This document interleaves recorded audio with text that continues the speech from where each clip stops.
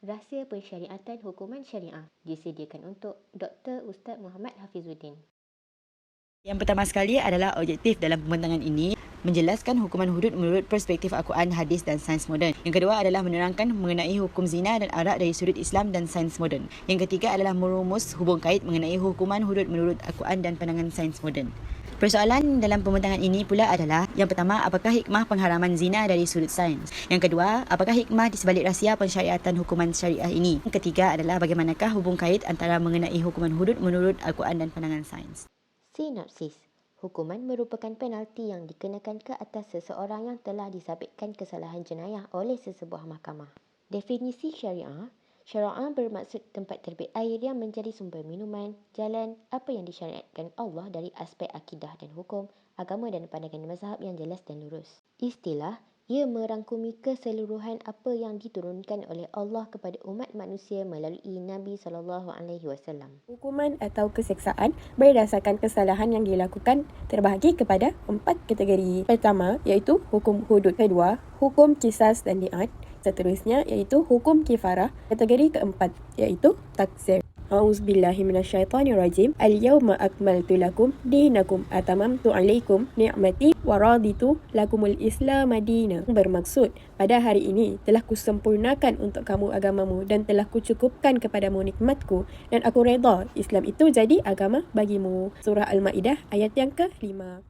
Arak menurut pandangan Al-Quran adalah seperti mana yang dinyatakan dalam surah Al-Maidah ayat 90 hingga 91 yang bermaksud, wahai orang-orang yang beriman, bahawa sesungguhnya arak dan judi dan pemujaan berhala dan mengundi nasib dengan batang-batang anak panah adalah semuanya kotor dan keji dari perbuatan syaitan. Oleh itu, hendaklah kamu menjauhinya supaya kamu berjaya. Dari segi hadis pula ialah, kesalahan ini mengakibatkan hukuman sebat ke atas pesalah sebanyak 40 kali. Pelaksanaan hukuman ke atas peminum arak ini terkandung dalam hadis riwayat Ahmad, Muslim dan Abu Daud sebagaimana yang telah dilakukan oleh Rasulullah SAW terhadap seorang lelaki yang sabit kesalahannya. Lalu baginda menyebatnya sebanyak 40 kali dengan 2 pelepah tamar. Menurut sains pula adalah arak bermaksud memudahkan jangkitan pada paru-paru. Hal ini kerana minum arak pada kadar yang banyak dan jangka masa yang panjang mengurangkan sistem pertahanan badan iaitu sistem imun. Ia menyebabkan badan sukar untuk menangkis jangkitan daripada bakteria dan virus. Peringkat pengharaman arak ada 4. Yang pertama adalah arak masih boleh diminum pada permulaan Islam. Yang kedua adalah terdapat manfaat dan mudarat meminum arak. Jadi ada orang yang minum arak kerana terdapat manfaat padanya. Ada yang tidak minum arak kerana badannya terdapat dosa besar. Yang ketiga adalah jangan minum arak jika hampir masuk waktu solat. Allah mengharamkan minum ketika ingin solat kerana takut salah bacaan dalam solat. Yang keempat adalah pengharaman secara mutlak. Pengharaman secara mutlak kerana berlaku beberapa peristiwa yang tertentu. 10 golongan yang dilaknat Allah kerana arak adalah seperti yang disebut dalam hadis riwayat Ibnu Majah dan Tirmizi. 10 golongan tersebut adalah, yang pertama, yang memerah arak. Yang kedua, yang membekalkan arak. Yang ketiga adalah yang membawa arak ataupun yang minta dibawakan arak untuknya. Yang keempat, yang memesan arak. Yang kelima, yang makan hasil jualan arak. Yang keenam, yang menjual arak. Yang ketujuh, yang menghidang arak. Yang kedelapan, yang meminum arak. Yang kesembilan, yang membeli arak. Dan yang kesepuluh, yang meminta untuk dibelikan arak untuknya.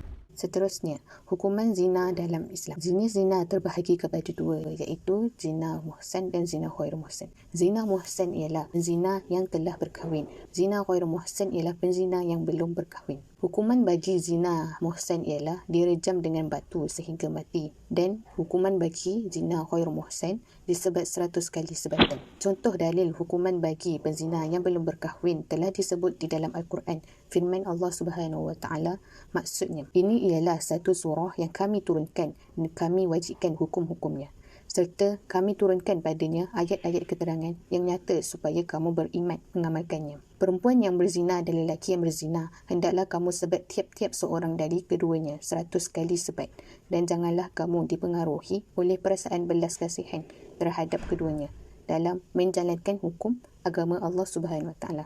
Jika benar kamu beriman kepada Allah Subhanahu wa taala dan hari akhirat, dan hendaklah disaksikan hukuman siksa yang dikenakan kepada mereka itu oleh sekumpulan dari orang-orang yang beriman. Surah An-Nur ayat 24. Seterusnya, hadis yang menunjukkan bahawa Rasulullah SAW telah menjatuhkan hukuman rejam kepada orang yang mengaku zina. Dalam hadis yang diriwayatkan oleh Abdullah bin Ibnu Malika, beliau memberitahu bahawa seorang perempuan telah berjumpa Nabi Muhammad SAW dan mengaku berzina sedang ia dalam keadaan hamil. Nabi SAW bersabda kepadanya, "Pergilah kamu hingga kamu melahirkan anak. Apabila sudah bersalin, dia datang lagi berjumpa Nabi SAW. Nabi SAW bersabda, "Pergilah kamu sehingga kamu selesai menyusukan anak." Setelah menyusukan anaknya, dia datang lagi berjumpa Rasulullah SAW. Dan Nabi SAW bersabda, "Pergilah dan carilah orang yang dapat menjaganya." Setelah ada yang menjaganya, Nabi SAW memerintahkan supaya perempuan tersebut dikenakan hukuman rejam dan perempuan itu pun direjam. Hadis riwayat Malik. Sumbang mahram atau zina menurut sains. Pensalah zina yang belum berkahwin mempunyai antibody T4 limfosit yang kuat dan masih bertenaga. Sekiranya seseorang pensalah zina itu dianggapi HIV selepas penzinaannya, T4 limfositnya akan diserang oleh HIV AIDS yang akan menyebabkan sel-sel T4 limfositnya musnah sehingga menyebabkan mati. Dan akhirnya sel-sel sumsum tulangnya mengalami kelumpuhan dan fibrosis dan tidak lagi dapat menghasilkan sel-sel T4 yang baru. Badan akan lemah dan sindrom kurang daya tahan penyakit akan menyerang. Pesakit ini juga mempunyai kemungkinan untuk disembuhkan dengan syarat ia mesti didera dan badannya mesti mengalami kesakitan yang banyak bagi merangsang penghasilan sel-sel T4 yang baru serta mengelakkan sumsum tulang daripada fibrosis. Bagi pensalah zina yang sudah berkahwin, dia inggapi virus AIDS. Sel-sel T4 mereka telah lemah berbanding sel-sel T4 kepunyaan mereka yang belum berkahwin. Kelemahan ini berpunca daripada sumsum tulang yang mengalami sedikit hakikat dan kurang menghasilkan benih-benih bagi tujuan menghasilkan sperma baru. Penzina jenis ini tidak dapat akan diselamatkan daripada virus HIV AIDS dan akan direjam sehingga mati. Bidang kuasa jenayah syariah. Di Malaysia, peruntukan berkenaan Undang-Undang Jenayah Islam di dalam Kanun Jenayah Syariah di setiap negeri sahaja dan hanya berbentuk takzir. Seorang buruh terlepas hukuman penjara akibat mencuri barangan bernilai RM83.82. Adakah dengan kesalahan itu, hukuman hudud wajar dilaksanakan kepada tertuduh? Kita pergi kepada bahagian hikmah pula. Di sini kita dapat melihat terdapat 5 hikmah yang telah disenaraikan. Pertama, pemilihan agama. Seperti yang kita ketahui, memelihara agama adalah tunggak utama bagi kesejahteraan sejagat. Tambahan pula, kesucian agama adalah sangat penting. Oleh itu, dengan melakukan pensyariatan hukuman ini, ianya dapat mengelak daripada agama dipermainkan dan diseleweng. Selain itu adalah pemeliharaan nyawa. Dalam pemeliharaan jiwa ataupun nyawa, matlamat Islam ialah meletakkan harga yang tinggi ke atas nyawa setiap umat manusia. Nyawa seseorang manusia tidak boleh diambil ataupun dimatikan sewenang-wenangnya tanpa hak. Dengan pensyariatan hukuman, kita dapat memastikan jaminan keselamatan pada nyawa anggota masyarakat daripada diperlakukan sesuka hati. Yang ketiga, hikmahnya adalah bagi pemeliharaan akal. Perundangan Islam meletakkan hukuman kepada mereka yang merosakkan akal seperti dengan meminum arak dan sebagainya. Hal ini kerana individu yang tiada akal tidak akan dapat berfikir secara rasional, di mana mereka boleh membawa kepada ketidaksejahteraan kepada dirinya sendiri maupun pada ahli keluarga, bahkan kepada masyarakat. Seterusnya, pemeliharaan keturunan, di mana hubungan kekeluargaan dan hubungan nasab dapat dipelihara dan mendidik ke arah mengelakkan hubungan yang ditegas syarak. Akhir sekali, pemeliharaan harta.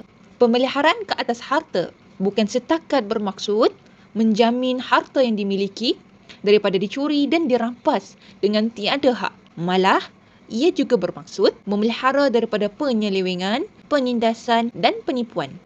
Kesimpulannya, kami dapat rumuskan bahawa masyarakat yang tidak mempunyai undang-undang hudud yang telah ditentukan oleh Allah itu adalah seolah-olah masyarakat yang sedang dilanda AIDS, di mana kesemua unsur asing budaya dan kehidupan yang boleh membahayakan manusia dan boleh memusnahkan kehidupan manusia dibolehkan masuk seluas-luasnya tanpa sebarang pengawasan. Sesungguhnya, Allah Maha mengetahui tentang segala-gala keperluan biologi, psikologi dan mental manusia. Adalah menjadi satu perkara yang boleh merosakkan manusia apabila manusia cuba menentukan haluan mereka sendiri yang mereka sendiri tidak faham dan tidak tahu. Sedangkan Allah, Tuhan yang menjadikan dan menciptakan yang paling arif dan tahu tentang keperluan-keperluan manusia serta sistem pengawalan yang dapat mengawal manusia daripada terjerumus ke lembah perhambaan nafsu yang boleh memusnahkan manusia itu sendiri. Sekian saja daripada kumpulan kami. Wabillahi taufik wal hidayah. Wassalamualaikum warahmatullahi wabarakatuh.